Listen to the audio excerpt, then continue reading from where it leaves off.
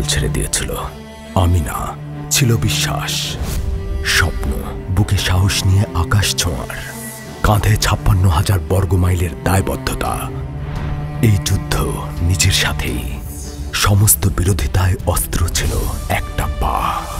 হ্যাঁ, একটা পা, একটা শক্তি যার উপর দাঁড়িয়ে কোটি মানুষ স্বপ্ন দেখে, যা বহির্বিশ্বে বহন করে একটা পতাকা, যেখানে ধনী গরিবের কোনো পার্থক্য থাকে না।